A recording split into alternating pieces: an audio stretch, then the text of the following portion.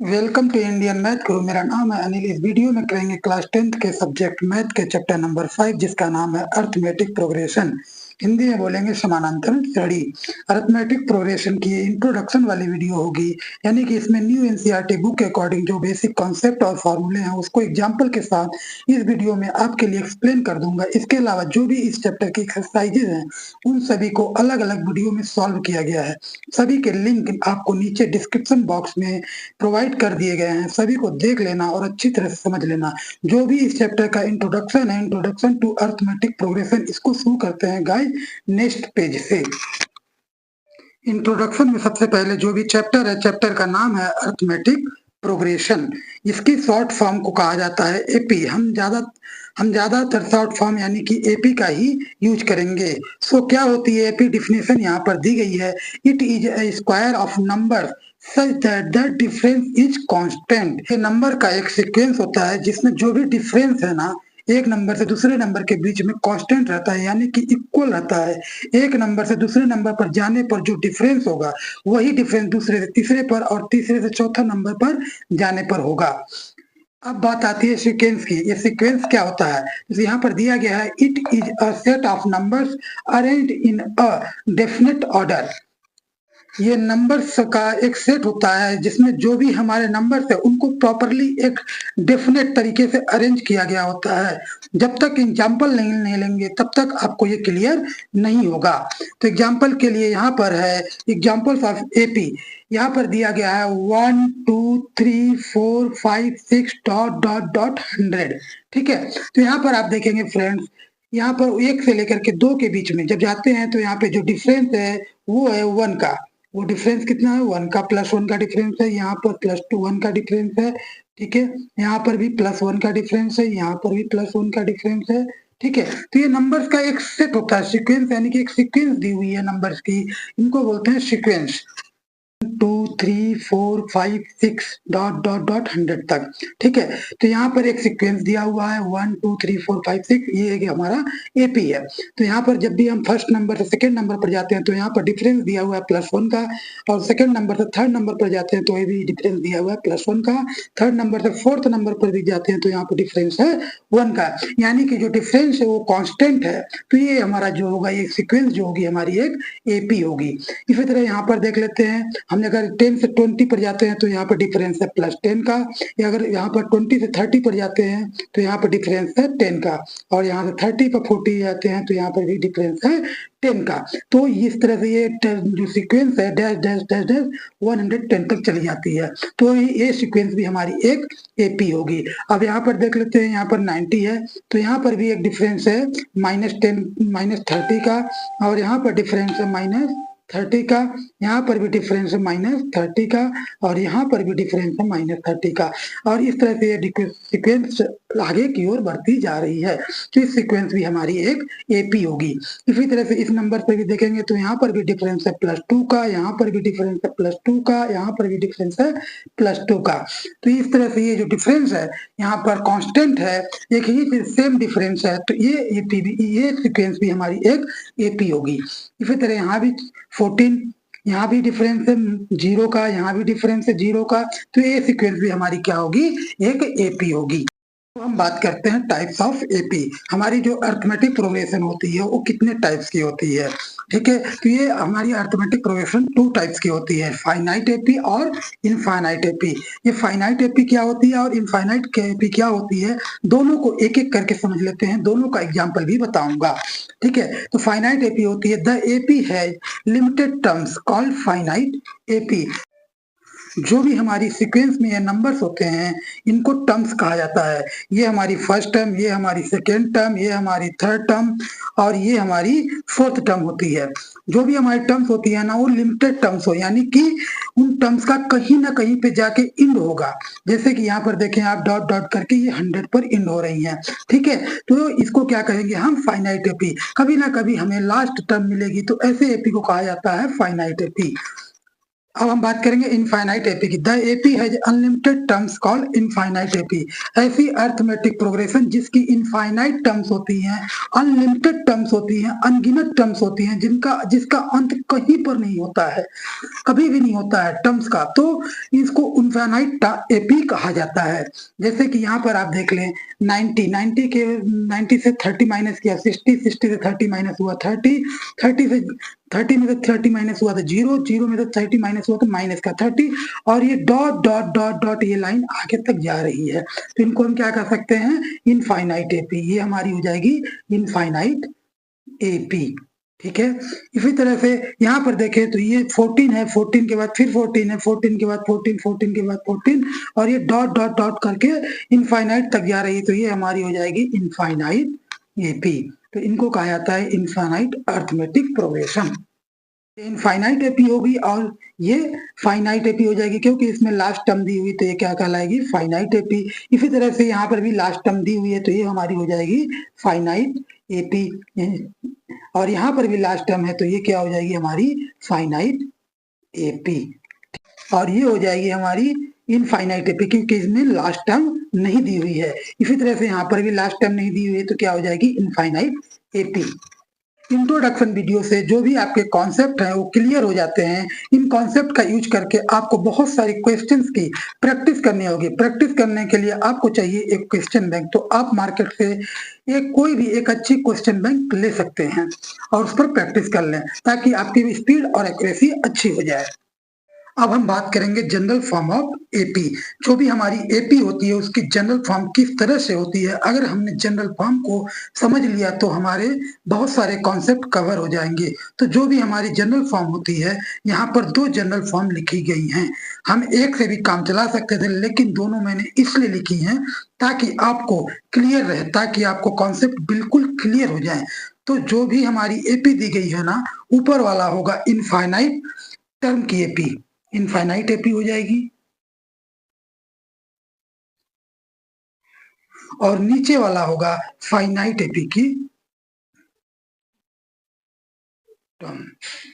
ठीक है, infinite AP वो होती है जिसमें हमारी लास्ट टर्म नहीं दी गई होती है, तो इसको हम बोलते हैं इनफाइनाइट एपी। यहाँ पर देख रहे हैं कि ये जो डॉट डॉट है ये नीचे अंत तक आगे कंटिन्यू चलता रहेगा, इसकी कोई अंत नहीं होती है, तो इसको क्या बोलेंगे इनफाइनाइट एपी।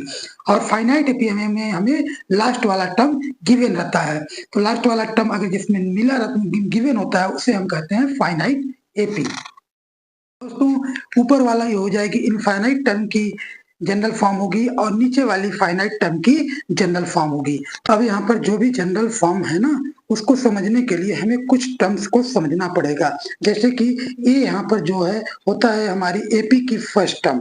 ठीक है, ये हमारी जो एपी होती है उसकी फर्स्ट टर्म को हम ए बोलते हैं और यहाँ पर जो डी है उसको बोलते हैं कॉमन डिफरेंस, यानी एक टर्म से दूसरे टर्म्स का जो डिफरेंस होता है उसको क्या बोलते हैं कॉमन डिफरेंस।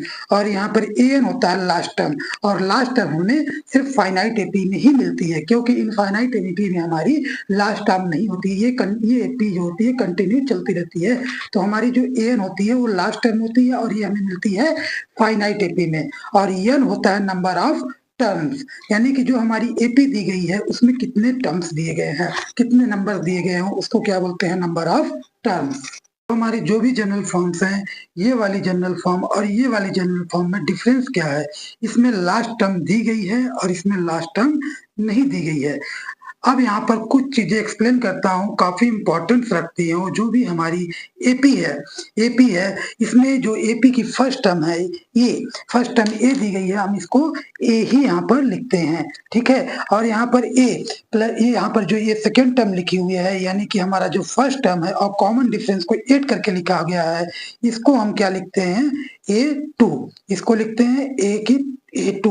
और ये हमारी जो थर्ड टर्म है इसको हम लिखते हैं A3, और ये हमारी जो फोर्थ टर्म है इसको लिखते हैं A4, और ये हमारी जो फिफ्थ टर्म है इसको लिखते हैं A5, और ये हमारी सिक्स टर्म हो जाती है A6। इसी तरह से हम नीचे वाली एपी को भी लिख सकते हैं, तो ये हो जाएगा हमारा A, और ये हो जाएगा हमारा A2, और ये हो जाएगा A3, और ये हो जाएगा हमारा A4, और ये हो जाएगा A5, और ये हो जाएगा A6, और ये लास्ट वाली टर्म्स हमारी हो जाएगी AN। इन दोनों टर्म्स में क्या डिफरेंस है फ्रेंड्स, यहाँ पर डिफरेंस ये है कि ये फाइनाइट एपी है और ये इनफाइनाइट एपी है। फाइनाइट एपी मुझे लास्ट टर्म देखने को मिलती है और इनफाइनाइट एपी में हमें लास्ट टर्म नहीं दी गई होती है। अब यहाँ पर एग्जाम्पल्स ले लेते हैं। एग्जाम्पल्स के लिए दिया हुआ है, ठीक है, एग्जाम्पल्स ले लिया हमने। यहाँ पर ए की वैल्यू है हमारी, यानी फर्स्ट टर्म दी हुई है 5 और हमारा जो कॉमन डिफरेंस है वो दिया हुआ है 4, ठीक है। तो हमें इस तरह से यहाँ पर ए फर्स्ट टर्म 5 और कॉमन डिफरेंस 4 दिया हुआ है, तो हमें एपी एक जनरेट करनी पड़ेगी, हमें एपी एक लिखनी है। तो ये हमारी एपी किस तरह से लिखेंगे, तो फर्स्ट टर्म हमारी हो जाएगी ए इक्वल टू 5, सेकेंड टर्म को हम बोलते हैं A2 और A2 होता है A प्लस टी, यानी कि first term plus common difference, तो ये हो जाएगा 5 प्लस 4 इज इक्वल टू 9। इसी तरह से A3 हो जाएगी हमारी A प्लस 2D, यानी कि ये हो जाएगा friend 5 plus 2 into 4 is equal to, ये हो जाएगा 5 प्लस 8 इज इक्वल टू 13, ठीक है। ये हो जाएगा फ्रेंड A4 की वैल्यू क्या हो जाएगी A प्लस 3D, इसे लिख सकते हैं 5 प्लस 3 इंटू 4 और ये हो जाएगा 5 प्लस 12 इज इक्वल टू 17। तो इस तरह से हमारी एपी एक जनरेट हो जाती है, एपी बन जाती है। तो हमारी एपी हो जाती है 5, 9, 13, 17, 21 डैश डैश डैश, ये एपी आगे तक ऐसे चलती जाएगी। कोई भी एपी हमारी एपी कब होती है, जब कॉमन डिफरेंस सेम रहे। यहाँ पर भी हमारा कॉमन डिफरेंस सेम है, यहाँ पर भी सेम है, यहाँ पर भी सेम है, यहाँ पर भी सेम है, तो ये हमारी एपी हो जाएगी। और कॉमन डिफरेंस कैसे फाइंड करना है ये हमने बता दिया है। और हमारी जो एपी है उसके कुछ फार्मूले भी हैं, बहुत ही इजी फार्मूले हैं, उनको समझने के लिए गाइस मूव करते हैं नेक्स्ट पेज पर।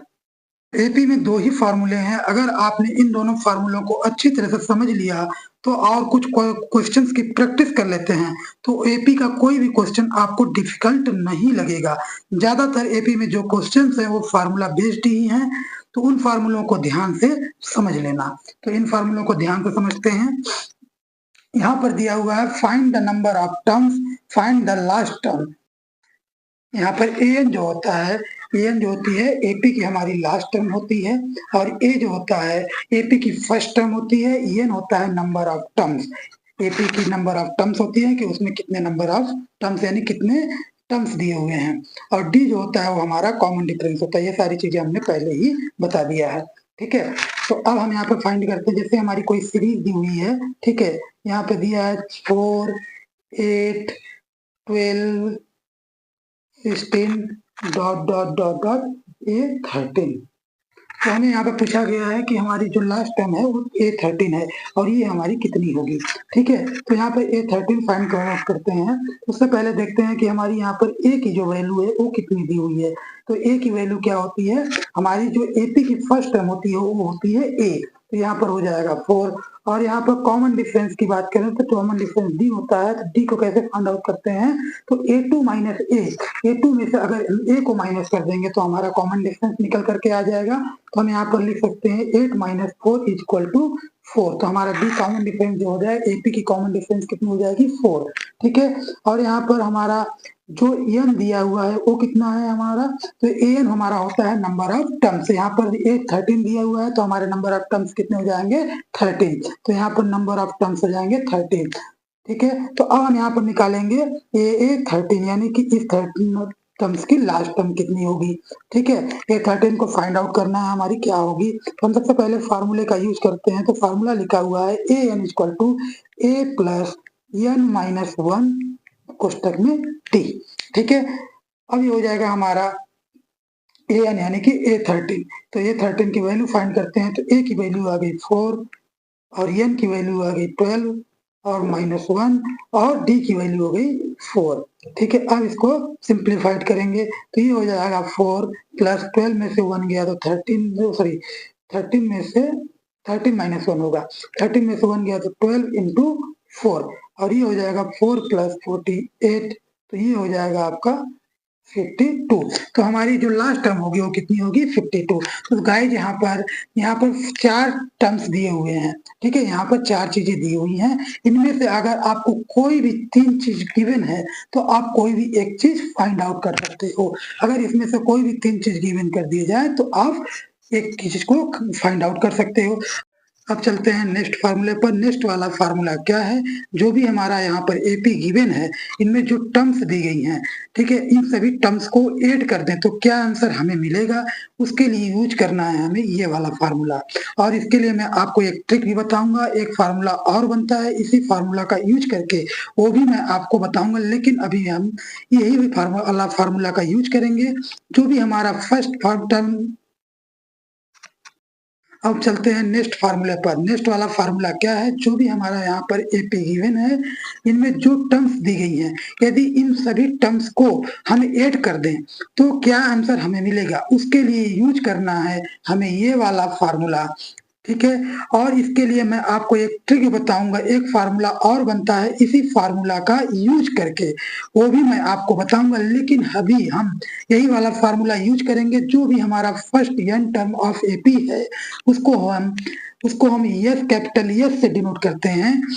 तो यहाँ पर इसमें वैल्यू पुट करेंगे, ठीक है। तो हम यहाँ पर इसमें वैल्यू पुट करेंगे तो यस इक्वल टू हो जाएगा n/2, फार्मूले को दोबारा लिख लेता हूँ, 2a plus n-1 bracket close, ठीक है। अब यहाँ पर देखेंगे n की वैल्यू कितनी है फ्रेंड, यहाँ पर 13 की, मैं 13 पुट कर देता हूँ और 2 को एज इट इज लिख लिया। 2 इंटू a की वैल्यू कितनी है 4, प्लस यहाँ पर n है तो n की वैल्यू कितनी है 13 माइनस 1, d की वैल्यू कितनी है 4, ब्रैकेट क्लोज। अब इसको सॉल्व करते हैं सिंपल तरीके से, तो ये हो जाएगा 4 2 जा 8 प्लस 13 माइनस 1 12 इंटू 4, तो ये हो जाएगा आपका 13/2 और ये हो जाएगा 8 प्लस 4, 12 4 या 48 और ये हो जाएगा 13/2 और 48 और 8 को ऐड कर देंगे तो ये हो जाएगा 56। 2 से डिवाइड करेंगे तो ये 28 से डिवाइड चला जाएगा और ये हो जाएगा हमारा 28 का 13 से मल्टीप्लाई कर देंगे तो हो जाएगा 364। तो इन सारे टर्म्स का जो सम होगा वो सारा कितना हो जाएगा 364, ठीक है। तो हमने एक बात की थी यहाँ पर कि इस वाले फार्मूले को एक और टर्म्स में भी एक तरीके से और भी लिख सकते हैं, तो क्या है वो ट्रिक, उसको भी देख लेते हैं फ्रेंड। तो हम इसको यस इक्वल टू, यहाँ पे दिया हुआ है n/2, ठीक है, इसको लिख सकते हैं a+2a plus n-1 D bracket close, ठीक है। अब यहाँ पर अगर इसको हम ऐसे लिख दें फ्रेंड, n/2, 2a को लिख सकते हैं a प्लस n-1 डी, यहाँ पर हमने 2a को a प्लस और a लिख दिया, कोई दिक्कत नहीं होगी फ्रेंड इससे, क्योंकि हमें a वाली टर्म्स मिल जाएगी। तो हम इसको लिख सकते हैं n/2, ठीक है। यहाँ पर देखिए a दिया हुआ है और an का फार्मूला हमने यहाँ पर देखा, तो हमें an की फार्मूला यहाँ पर सेट एकदम दिख रहा है, a प्लस n-1 का d दिख रहा है यहाँ पर, तो हम इसको लिख सकते हैं an, ठीक है। तो an क्या होती है, हमारी लास्ट टर्म होती है, ठीक है, an हमारी लास्ट टर्म होती है, तो इसको लिख सकते हैं n/2 a plus l। an को हम लास्ट टर्म, an को हम l भी लिख सकते हैं, l हमारी लास्ट टर्म होती है, an भी हमारी लास्ट टर्म होती है। तो इस तरह से हम इस फार्मूले को इस तरह से भी लिख सकते हैं। अगर हमें कभी मान लीजिए फर्स्ट टर्म और लास्ट टर्म दिया हो और नंबर ऑफ टर्म्स दिया हो, तो हम इस वाले फार्मूले का यूज करके सभी नंबर्स का सम निकाल सकते हैं। इस तरह से ये वाले फार्मूले के साथ चैप्टर 5 का इंट्रोडक्शन कंप्लीट हो जाता है। अगर आपको वीडियो अच्छी लगी हो तो लाइक कर देना, अपने फ्रेंड्स और क्लासमेट के साथ शेयर कर देना और अगर आप चैनल पर नए हैं तो चैनल को सब्सक्राइब कर देना। तो चलती है, मिलते हैं एक्सरसाइज 5.1 के साथ नेक्स्ट वीडियो में।